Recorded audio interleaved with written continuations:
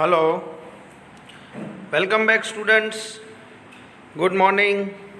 I am Vaibhav Shah and I am going to teach you the subject OC. As you all knows that we are running on chapter number 2nd of subject OC, that is Principles of Management. In last 4 lectures we have discussed so many points like concepts and nature of principle of management, importance of principles of management, then thoughts of management theories. In that we have discussed 3 main thoughts of principles of management, that is classical thoughts, neoclassical thoughts, and lastly modern thoughts. In neoclassical thoughts we had discussed about the behavior related thoughts also, and amongst them the main theorists or the main management gurus are Frederick W. Taylor, Henry Fayol, and Peter F. Drucker. So in last lecture we have discussed some of the more important points of scientific management given by Frederick Winslow Taylor, and in that we have discussed the main introduction of Frederick Winslow Taylor and their contribution in the field of management. Due to this pandemic situation, we have to stay at our home and we have to study through these online lectures. I hope all of you are safe at your home. Please stay at your home and be safe. Thank you. Now let us move forward on point number 2.3.3, that is principles of scientific management. So today in this lecture we are going to discuss the principles of scientific management given by Frederick Winslow Taylor. In last lecture we have discussed the 3 main matters which are considered by the Frederick Winslow Taylor as the scientific management principles, and they are: first one is each worker should be assigned work as per his mental and physical ability. It means each worker should be provided a work according to his situation and his physical capacity. Second one is that each worker should be instructed to perform maximum work as per category. It means we should provide him maximum work as per the category of the workers he is. And lastly we have discussed that each worker doing efficient work rapidly. It means if the worker is working any kind of extraordinary work, and then he should paid more wages, that is more than 30% to 100% of his salary. So lastly we have discussed these 3 points which are the basic points of the principles of scientific management given by Frederick Winslow Taylor. Now let us move forward and discuss point number 2.3.3, that is principles of scientific management, in which first of all there is an introduction regarding it. That is, Frederick Taylor's scientific approach was a revolutionary act.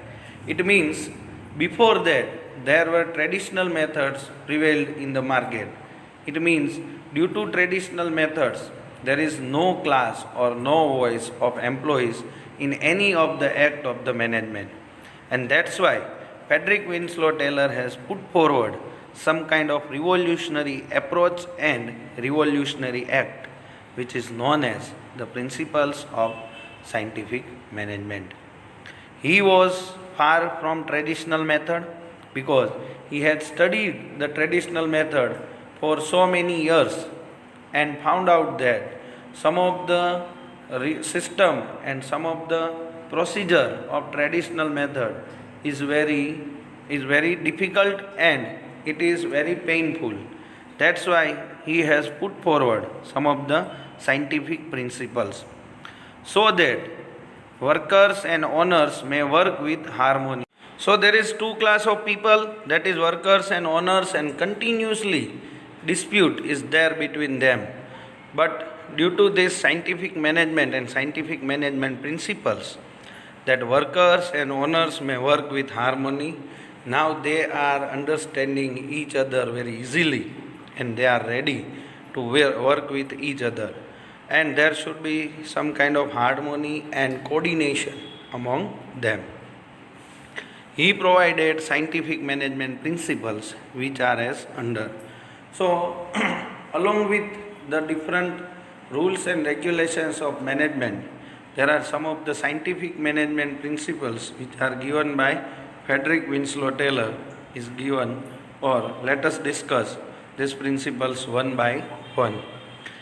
First one is a scientific method. To do work, scientific method should be adopted. It means there is some kind of scientific research carried out on the work of each and every employees and workers.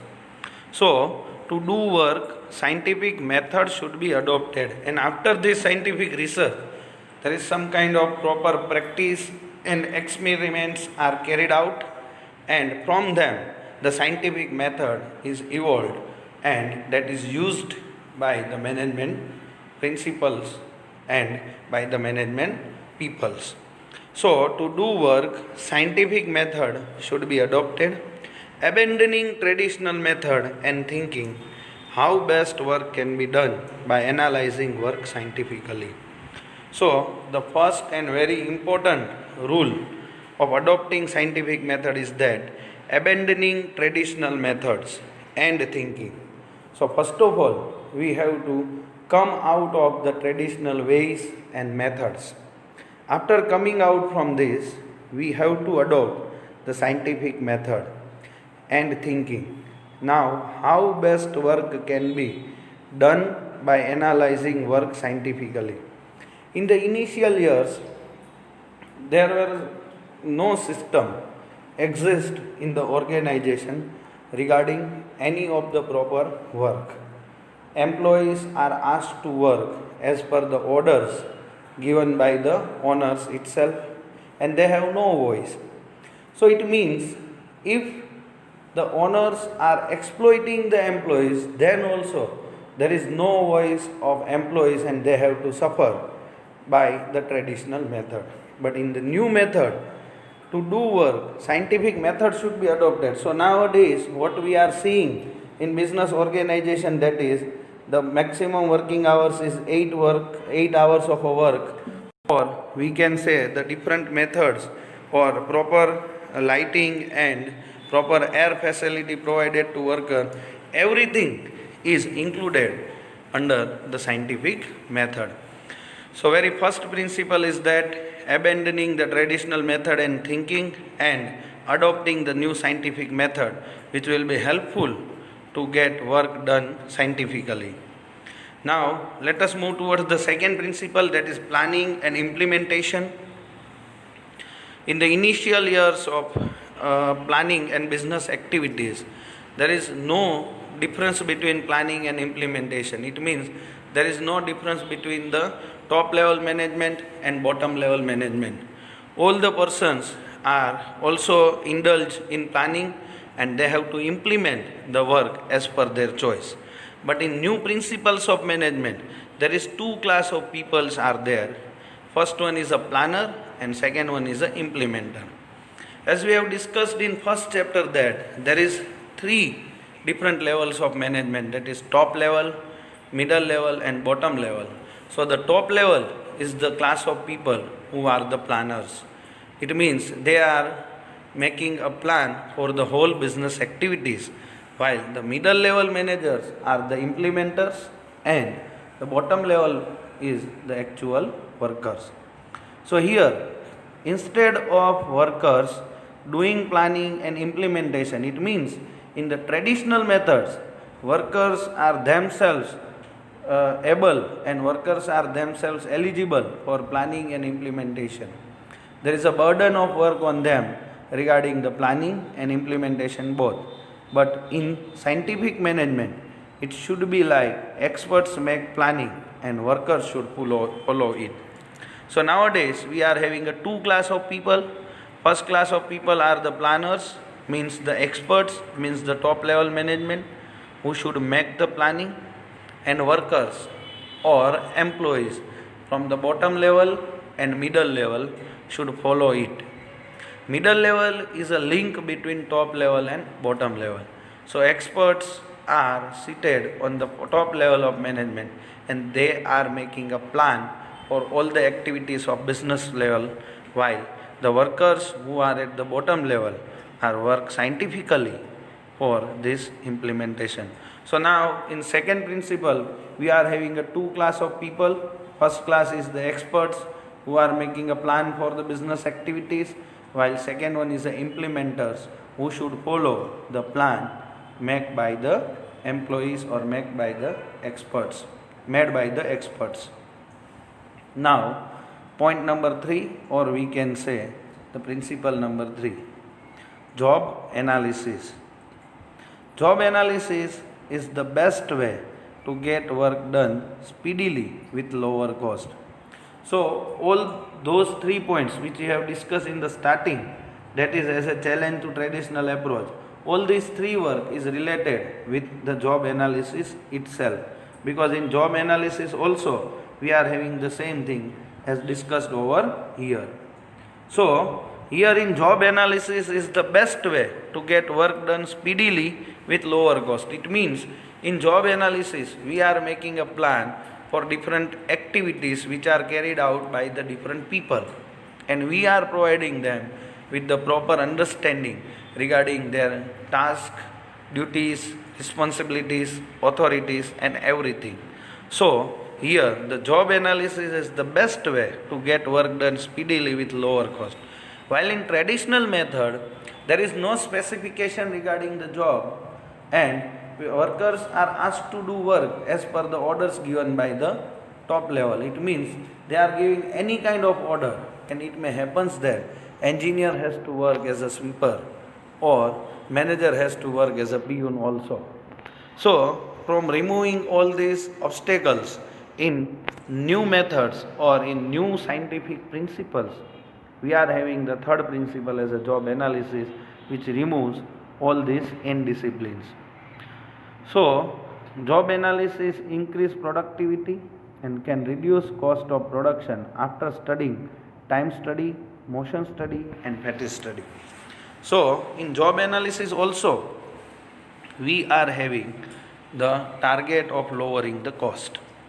So here increase productivity which reduce the cost of production. It means if we prevent unnecessary steps and unnecessary methods from organization or from the working process, then it may happen that we can reduce the cost of production. And for that the scientific management principles, or we can say Frederick Winslow Taylor has put forward 3 main techniques, that is time study, motion study and fatigue study. Time study means the standard time taken by an employee to complete the particular task. So here there is a standardization of work. It means the employees are asked to do work in a stipulated time period, and if they finish this work in a stipulated time period, then target should be achieved.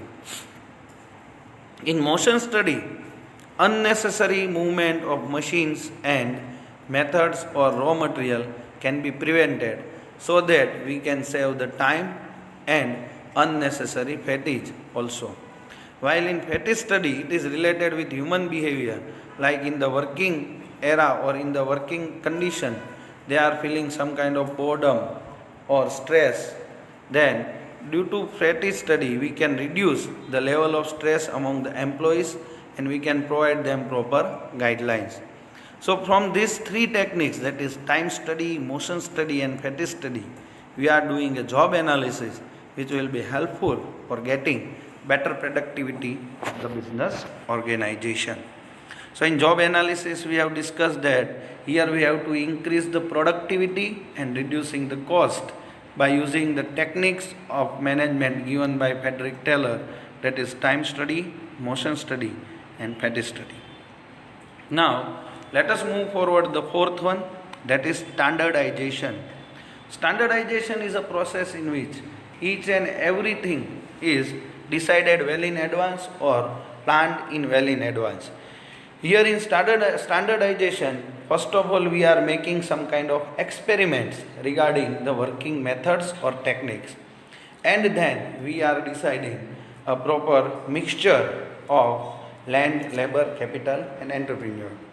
Say for example, if we have to make a tea for a 2 or 3 person, then there is a standard procedure for making a tea, that there will be the proper mixture of milk, sugar and tea, and after following proper procedure we can make a tea for 3 or 4 person. In the same way, in business organization also there are different activities, and for them different standards are decided, and of deciding and the procedure of deciding these different methods or these different targets or standard is called standardization. So now in new method we are having a standard procedure to follow instead of traditional methods of working. So standardization and simplicity are scientific process.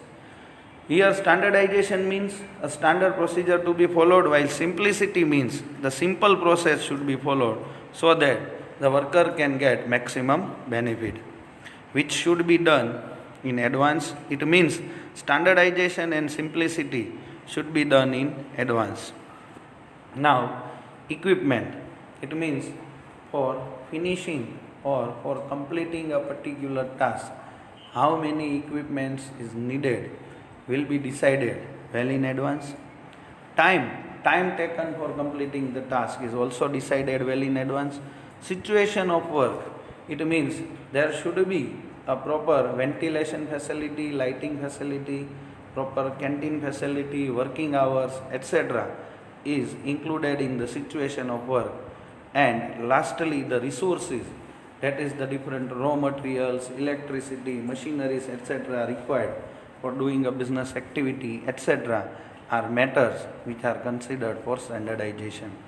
So from these 4 and more than 4 different elements, that is equipment, time, situation of work and resources, is the matters which are considered for standardization, and based on these different elements we can make a standard procedure or a standard methods to be followed by the employees. Now after standardization, the 5th one is a scientific selection and training.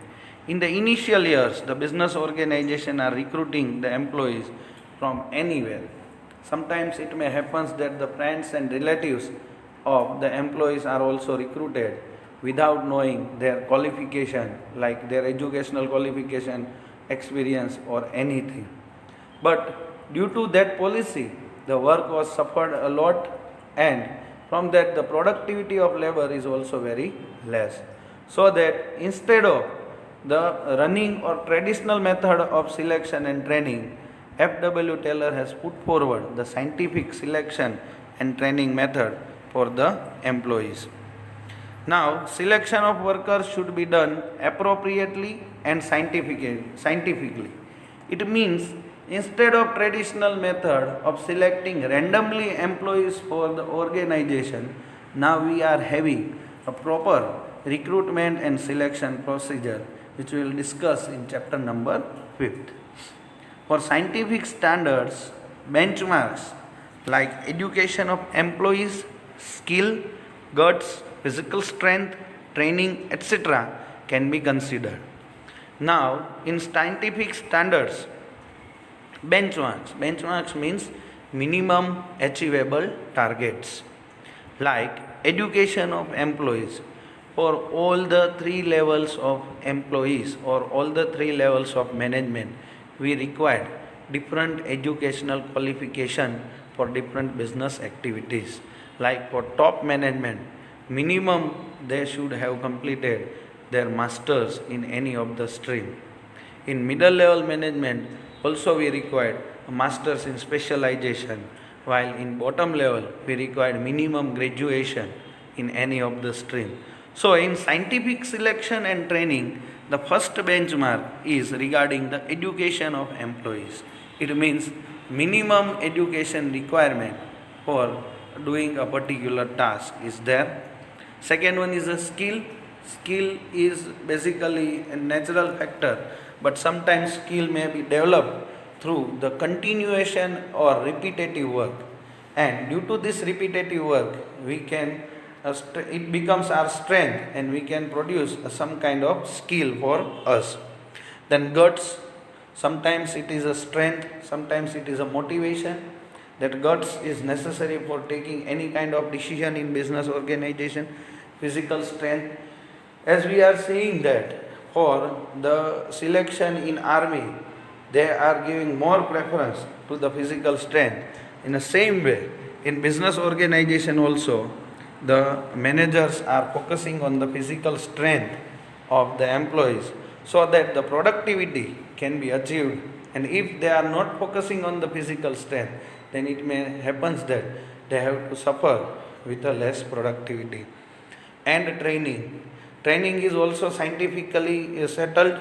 It means in the initial time they are providing an induction training, and then after some years of working there should be a refresher training for the employees, which is also decided scientifically, can be considered. Moreover, an employee should be assigned such work that must be according to his education, study and skill. As we have discussed in the matters that the employees should be assigned such work that must be according to his education. It means the work which is given to the employees is according to his education. Study, it means it should focus on the study of the employees, and skill. So now they are providing a work according to his educational and other qualification. There should be use of training to increase efficiency of workers from time to time. It means every time organization is providing a refresher training to its employee whenever it needed or whenever it deems to be fit. Also, different kind of scientific tests should be used to know their work interest. In 5th chapter, it is given very clearly that while selecting an candidate, an employee, or while selecting a candidate, there should be some kind of test like trait test, psychological test, intelligence test, IQ test will be taken by the organization to know the interest of particular employee in the working condition. So here in 5th point, we have discussed the scientific selection and training, in which the scientific standard and benchmark like education of employees, skills, guts, physical strength, training, etc. can be considered. And moreover, whenever we are giving them a target or whenever we are awarded them with a proper work, then there should be education, study and skill, which are the elements to be considered. Now let us move forward. That is the point number 6, that is financial motivation. As we have discussed in last lecture that F.W. Taylor has stressed on the financial motivation instead of any other motivation. He is believing that the finance is the main motivating factor for any of the employees, and if we have to get a proper productivity from them, then we should provide them proper financial motivation. And that's why he has given that minimum 30% to 100% basic pay should be provided to all those employees who are inefficient, and if they are more efficient, then there should be the provision of 30% to 100% more salary, or we can say incentive is there. So in financial motivation, skilled workers should be given financial and other kind of motivation. In any of the organization, the workers are recruited on the basis of their education qualification, skill and study. And if the worker is more efficient, then they are called as a skilled workers. So, skilled workers should be given financial and other kind of motivations. It means financial and non-financial motivations, which is also a part of chapter number 4. And during that chapter we will discuss about the financial and non-financial motivations. Different kind of motivated wage schemes have been recommended for that, as we have earlier discussed that. Different kind of wage scheme that along with their salary there should be the provision of motivated wage scheme that is between 30% up to 100%. It means sometimes it may happens that if the worker is more efficient, then he will be able to get double salary than any of the average employee. And this is the scientific principle which is put forward by the Frederick Winslow Taylor. So different kind of motivated wage scheme in which there are some kind of slots or some kind of target is decided by the management. That is, if 10% more work is done, then 20% commission will be given. If 40% more work is done, then 50% commission is given, etc. And they are called as a different kind of motivated wage schemes. This wage scheme must be adopted on the basis of individual productivity of employee. The second thing which is mentioned over here, that this scheme is not applicable formally or uniformly to each and every employee, because all the employees are not same. It means they are not same efficiently working. That's why this wage system must be adopted on the basis of individual productivity of employee. It means here, instead of calculating the time of working or the time they have spent on workplace, we are focusing on the number of products made by an employee. So here we are focusing on the productivity of employee. It means if the worker is more efficient, then he will get more wage. The same thing is applied in the diamond industry also. If we are visiting any of the diamond making factory or any of the diamond offices, we are seeing that there are so many workers who are working on polishing and making the diamonds. And you will surprised to know that there is no fixed salary paid to them. They have to get salary or they have to get wage according to the number of units made by them. And the rate is also different, like for polishing there is 1 rupee, for cutting there is 1.70 paisa, for making a base there is 2 rupees. So if the worker is engaged in any of the activity amongst them, they are getting wage according to their productivity and not on the basis of salaries. So it may happen that if the worker or if the diamond cutter person is not present on any of the day or he is absent, then he will get nothing as a salary or wage. So it is also the example of financial motivation, where the motivation or the wage rate is decided on the basis of individual productivity, or we can say the individual capacity of an employee. Their wage rate should be decided not as per speculation. It means it is not decided randomly, or there is no any other procedure to be followed for deciding their wage rate, but should only be by scientific study. But their wage rate should be decided on the scientific basis only. And as we have discussed the way of distributing the wage rate, it is one of the scientific method which is followed by the different organization. So let us conclude our session over here. There is 2 principles which are left for today. We will discuss on next lecture. Today we have discussed the principles of scientific management given by Frederick Winslow Taylor, in which we have discussed mainly 6 points. First one is a scientific method. Second one is a planning and implementation. Third one is a job analysis. Fourth one is a standardization. Fifth one is a scientific selection and training. And sixth one is a financial motivation. Last 2, that is economical and mental evolution, will be discussed in lecture number 6 of this particular subject. I suggest you to remember all these 8 principles, and also you have to remember the internal matters which are given over here instead of just their bullet points.